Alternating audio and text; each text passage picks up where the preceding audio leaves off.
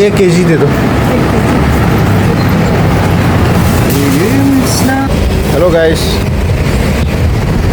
ngasi ai se manaba hunga video namina dune. ngasi pork sa duni pork center da lai re. akoina lai ba jaga se Goa gi Barka hai ba jaga dani.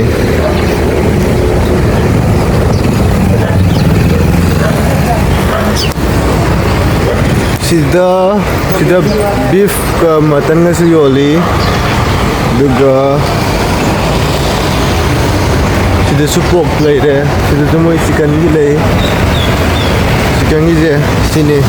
Pork ki badi adum phangye suna ba. Ado tawada bu hauji se tho hang amdre. Akhoi je ta seng na san cha ge na tawjabane ado thong di hang amdre. ado beef to in ta dore. Ye pork to in ta dore aba. So ini sida su dukan nang ta ju gi oi de asom ju yam lai gre sida home center posai sida loi phang mane ai payment am ta to thok ke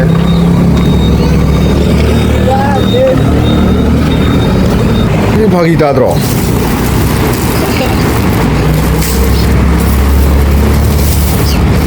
Gimana ke Jema? double tiga mara to ki banda mostly phade dre tilo to nam sem do re o ke video nang do ne do si so wa na e ka khalo kan to ne to jo si do lo e on do jo no ho ni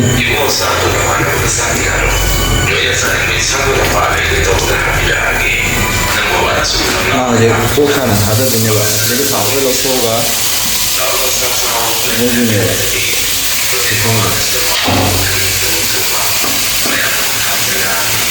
그래서 아빠이지 코에 흔들고 짜장면 세장빵 오이 다 먹어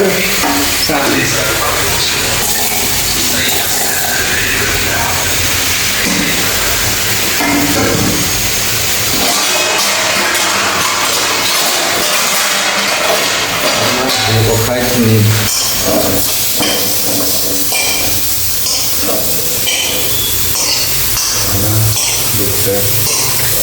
이거 완성이 이거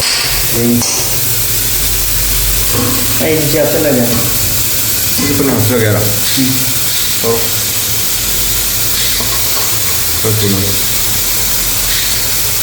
나보다 예 버리는 좀 하이 되는 하이를 주야 보시다 봐 좀 등사야 되는 거 같아. 좀 지나 타고 오거든. 타고 들어거든. 요래 좀 혹시나 하오시네.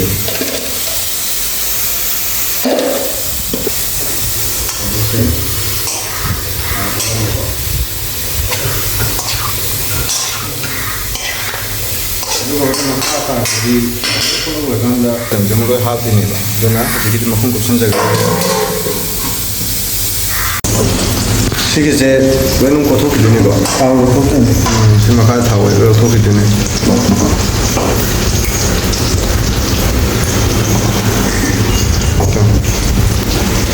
그 사람 든데 주말 사이에 그대도 어느 통전대로 그 사람 수수 신뢰하면 해는 가져오는 우리 통보 간다. 저기 토이 타오면 이제요. 이렇게 토끼 되는 거. 집어 돌에 은통로가 되니 타오제. rồi bên này thì mà sao do cái thầu mềm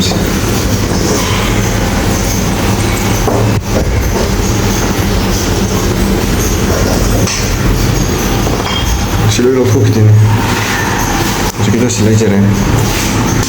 그리고 이게 thầu mềm đó 거기 저기 된 곳이다 합천자리에 합천자리 해보니 합천자리 Si 들었잖아 너. Si chu가 합도 줘야요. 야이다. 시간 또 하고.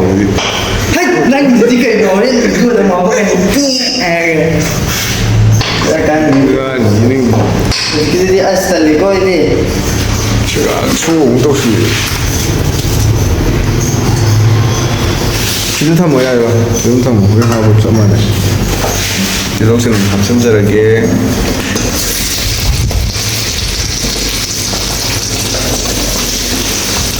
이반이 그 정도 만들만 해도 너희는 더 있으면은 하বে. 아이들 있으면 아이들 감정 올라보거든.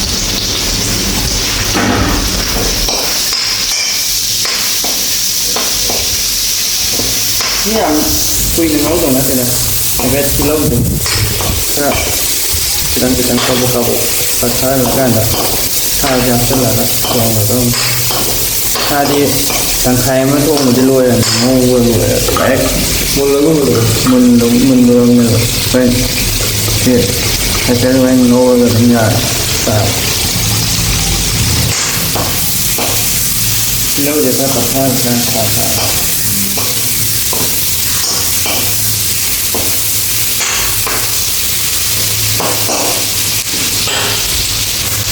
식사는 너무 합쳐져게 그래 근데 그런 거 지는 뭐 사업은 하고 코리안드 파우더 그리고 너무 다 살고 지라 이래 지라 이제 저희 지라 내고 이제 셀러에서 지라 영들 너무 내다 하 그래도 내가 뭐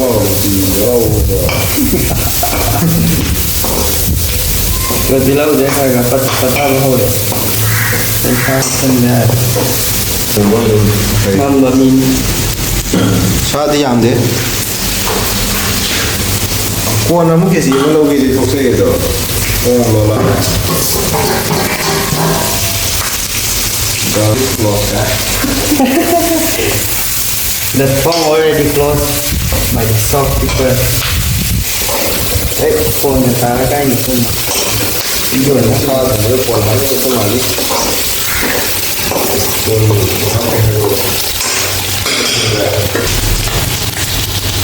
그지 마이지 뭐로 마이가 상다이기 실제적으로 그래 कमाई तो बड़ी मैंने चलो मत जादू तो कभी ना Friend जादू नहीं में शाला उन्हें कला जो उन्हें नहीं नहीं. तो कभी नहीं माई जी था तुम तो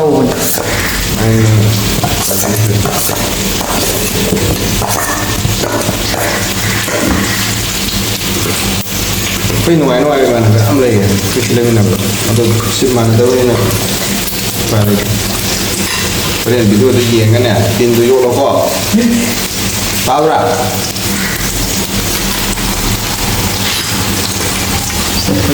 rồi tôi nói yêu cái này bây giờ tôi bảo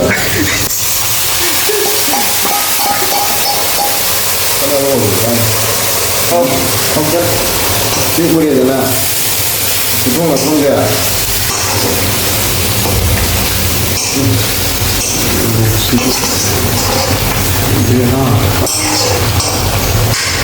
Chỉ cần là cái đó thật là như nhau.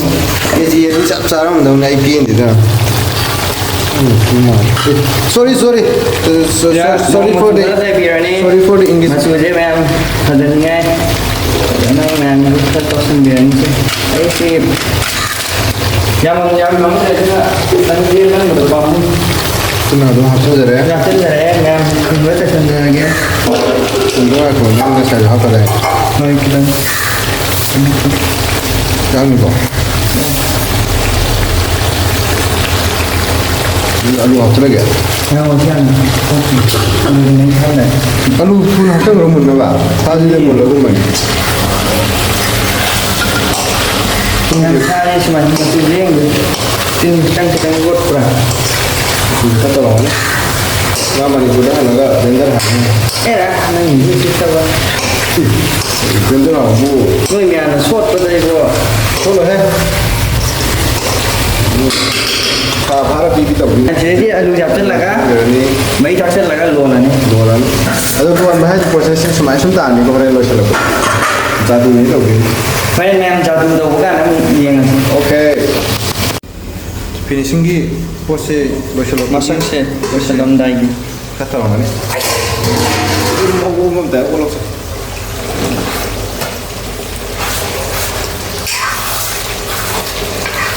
Trên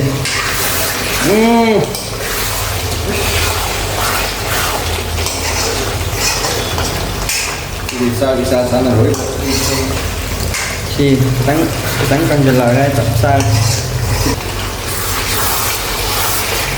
Tao nghĩ cái gì cũng không biết bây giờ vô cực cần ok sao lại đừng có cái gì cả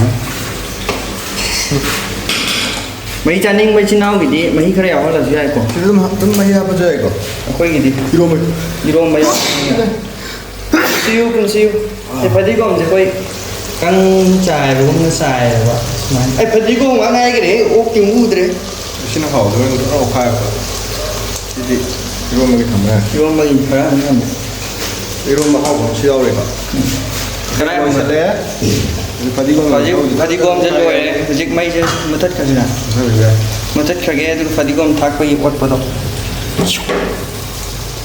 fadigom gì quay mắm một ta là sang cái này nhưng mà không được 곰도 되는 이제 싸움 싸워요 thế máy nó mà sao chơi tham bia nhỉ 확실히 나오니까 좀 많이 좀 하거든요 mấy happy đã 그럼 시호렌 시기 마히지는 기당지는 짝남 또 빼야 하니까 여기 마히 왜냐 저랑 야우도 시기 만나고 뭐 콜로도 우리가 마음 또 빼야 돼 신에는 하고 마히 다 하거든요 그래 호렌 사부 사기 보실라면이나 이런 마지디스는 좀 라이래 호렌 좀 루어멀로 그런 거 저라게 보면은 무슨 저게고 Guys, aku sama lagi loy deh. Sana betul loy deh. Suruh loy deh. Rumah ni. Kau jaga gitu deh. Kau itu sana sana. Rumah orang ni di salam sih dorong. Ini rumah berapa kira? Rumah. Ini ni. Kau antar dia. Ini di mana jalan?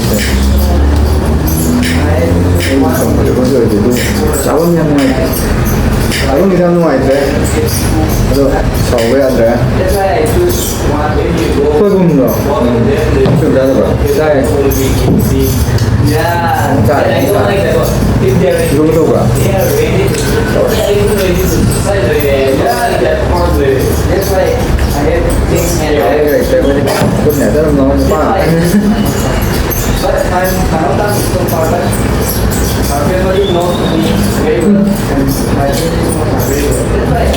Oh ya? Belum jadi ya? Now though, even this girl, her feminist one, I used to, they definitely used to stay here. Oh. Yeah, I know. They told me that Anh đi, khơi mà cái khuyên là sai tổng tổng mấy cái độ. Ai giờ rồi nào? Người bạn. Em đâu? anh em gì mới thấu trình này. Mới thấu trình cái anh đi.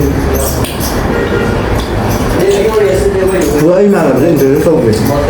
Bây làm thế này. Nó cái gì?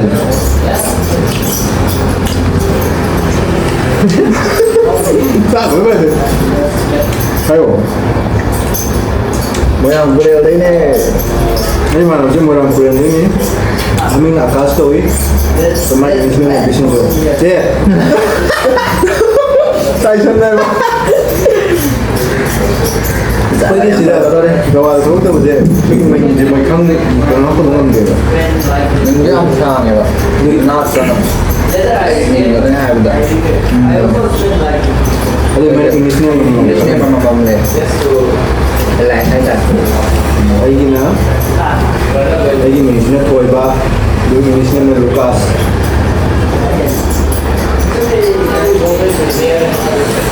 Anh là tái chân.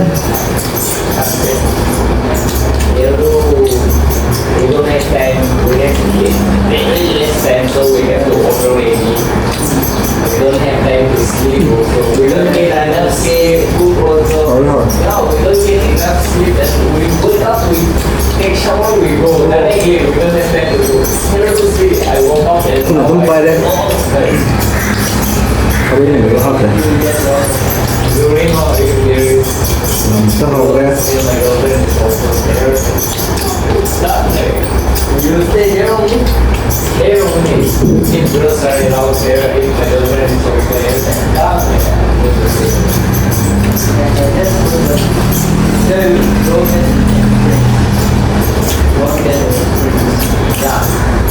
Already go out, we will go in, yeah, practicing. Nothing to eat with you. There is space to go.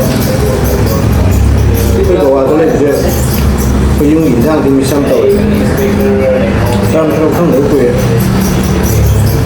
ที่นี่เราก็นำห้องนั้นที่นี่ฉันจะจ่ายดูห้องเดียวใช่ไหม Experience, take 1 year experience, go out. For then we need 2 years. ไอ้ชุกโกงจากเส้นเนี่ย You they know. We have salary. ทุกทำแบบหน้าไปเลย มองดู They know man. We are salary. People is also like salary also. Salary was building is highest, but people is very less. That's why we ไม่มาเลยใช่ที่ให้อยู่เนี่ย minimum is ไม่ใช่ใช่หรอก yeah, maximum 1,000. แต่เดินก็รู้เลย Yeah. No, even I got the every other place. เดินกับลูกผมก็เลยแกอยู่นั่งที่คันเดินอยู่อ่ะ Minimum 1. And now we are getting ไอ้หนูตัวมองก็แล้วกัน last time what is ไม่ใช่อย่างนี้ก็เลยใช่ไหมไอ้น้ำปูนเลยใช่กับน้ำท่าเลยนั่นอ่ะ I'm ใช่ getting กับเราคนจำตัวอยู่อ่าอะไรก็มาในยุคนี้ไอ้ตัวน้ำใช่กับอะไรอยู่เลย you are only 24 something. Exactly.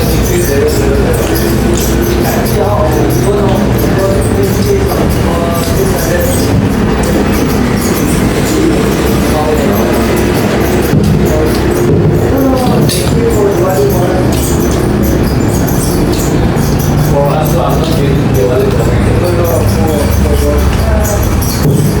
Oh, yo, what's your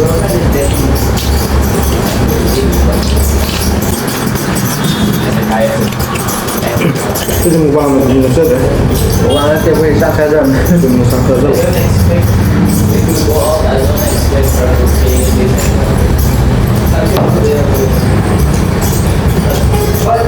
kalau đá tay mà nó này tâm giống tuổi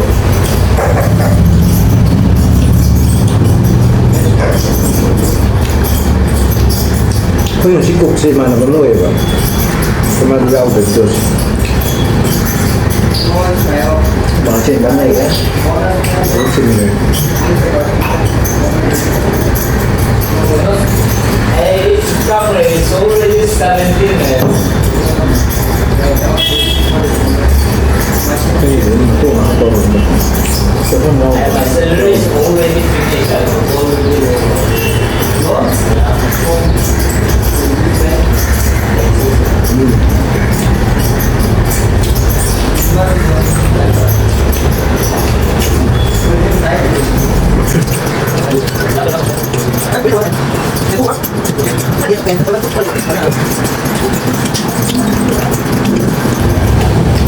sao được ra rồi nó ăn đến nào giờ có đi à kìa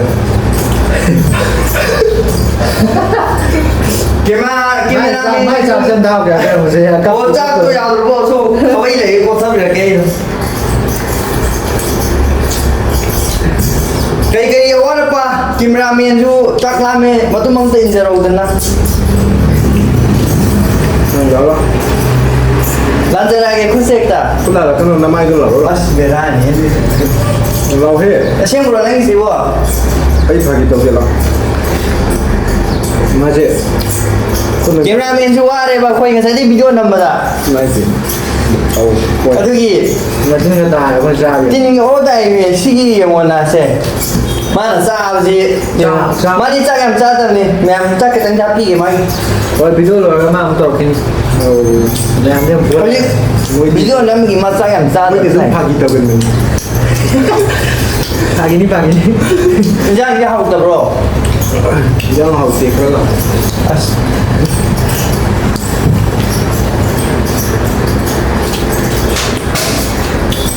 짝하고. Wait. 아시 아빠 말했잖아. 그러고 돼야 해. 아주 오더라. 짝도 주다 합쳐놓으면 아빠는 북한 친한데. 겜라면에 찐 오로다네. 뭐니 혼합자 시들.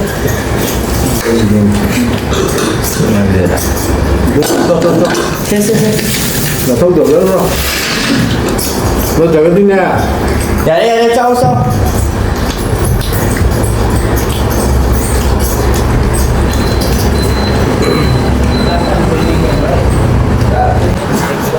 우리 동생 또 손 있고. 이거 그냥 이건 와야네 됐어. 괜찮아 또 뭔가 우리야. 네? 네 이거 또 뭐라? 근데 알게 또 와야 또 네.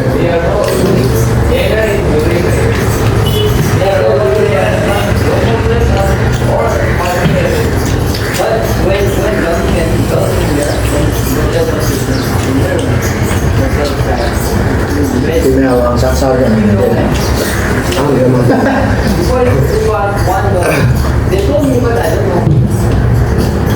무서워. 무서워. 야, 무서워. 자, ôi. cái máy tàu vẫn được ra bóng thẳng đủ nào nó cứ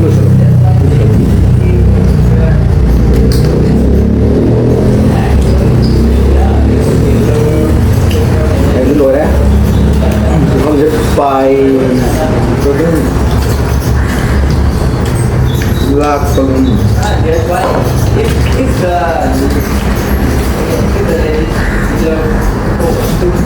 Machine jar get juice eh.